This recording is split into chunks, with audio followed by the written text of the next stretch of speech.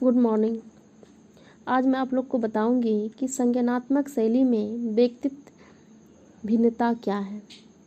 Individual difference in cognitive style. संज्ञानात्मक शैली से तात्पर्य उस सतह या व्यक्तित्व भिन्नता से होता है जिसका माध्यम से लोग सूचनाओं को संसाधित करते हैं तथा संगठित करते हैं। इस तथ्य को विशेष रूप से उजागर करना आवश्यक है कि संज्ञानात्मक शैली जो है संज्ञान या कौशल के स्तर पर बल नहीं डालता है, बल्कि यह उन मनोवृत्ति जैसे पसंद तथा या फिर विभिन्न तरह के उपाय की ओर इशारा करता है जिसे व्यक्ति अपने चिंतन में उपयोग करता है। संज्ञानात्मक शैली के विभिन्न प्रकार का वर्णन जो है मनोवैज्ञानिकों द्वारा किया गया, जैसे मेसिक्स ने अपने प्रकार में या फिर उनके माध्यम से जो है संज्ञानात्मक शैली का वर्णन जो है किए हैं, और कोगन ने 4 तरह के संज्ञानात्मक शैली का वर्णन किए। उसी तरह से स्मिथ ने भी कानून के छात्र और प्रोफेसर को कई तरह के संज्ञानात्मक शैली के होते हुए पाए गए। इस पुस्तक में यहाँ 2 अति समान संज्ञानात्मक शैली का वर्णन किए हैं।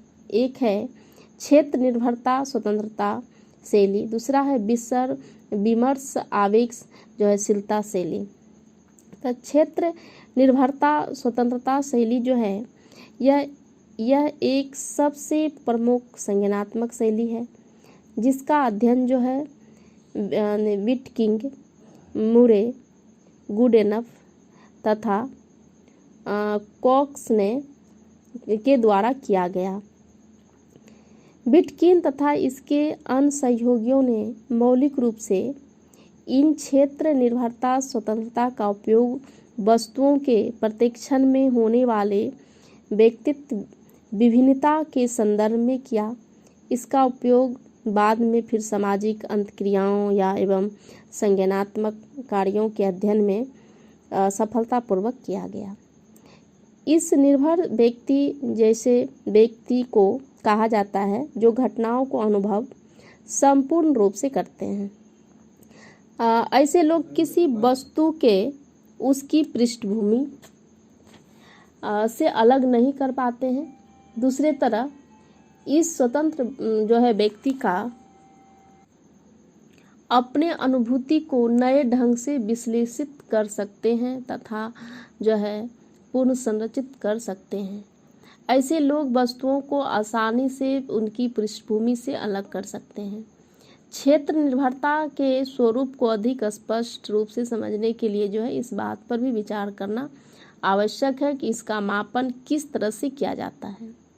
इनका मापन जो है निम्नलिखित 2 तरह के जिसका जो है टेस्ट द्वारा किया जाता है, जो कि सबसे पहले है कि सन्निहित या फिर अंतः स्थापित आकृति परीक्षण, और उसके बाद है श्लाका एवं फेम परीक्षण।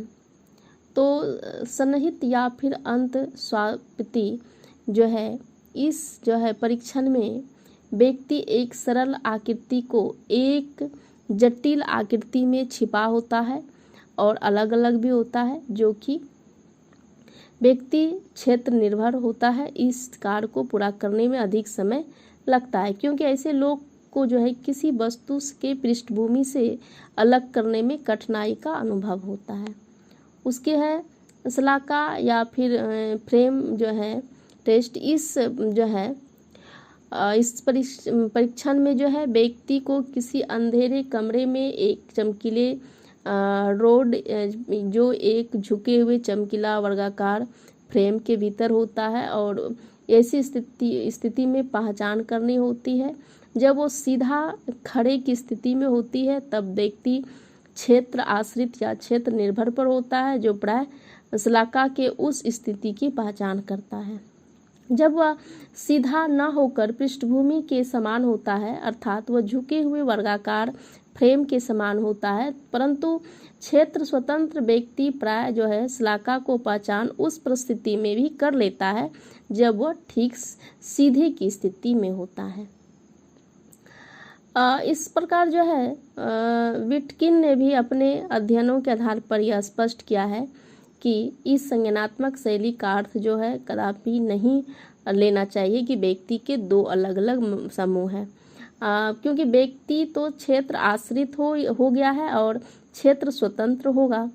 सच्चाई यह है कि इन दोनों क्षेत्रों के बीच जो है प्राप्तांकों का एक सतह विवरण होता है, जो बहुत से लोगों का प्राप्तांक लगभग बीच में होता है। ऐसे लोग जो है क्षेत्र स्वतंत्र होने के बजाय थोड़ा अधिक क्षेत्र निर्भर होते हैं।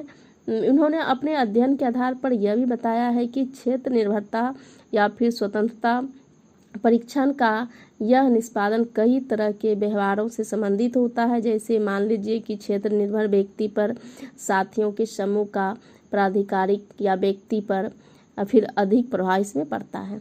ऐसे लोग उन व्यक्तियों के चेहरे पर अधिक देर तक देखते हैं जिनके साथ वे अंतक्रिया करते हैं। ऐसे लोग में जो है सामाजिक कौशल अधिक होता है। इस प्रकार हम कह सकते हैं कि जो है कि क्षेत्र निर्भर व्यक्ति संप्रय निर्माण या फिर कार्यों के गुण या फिर विशेषता को अधिक प्रभावित होते हैं, जो कि अधिक स्पष्ट होते हैं।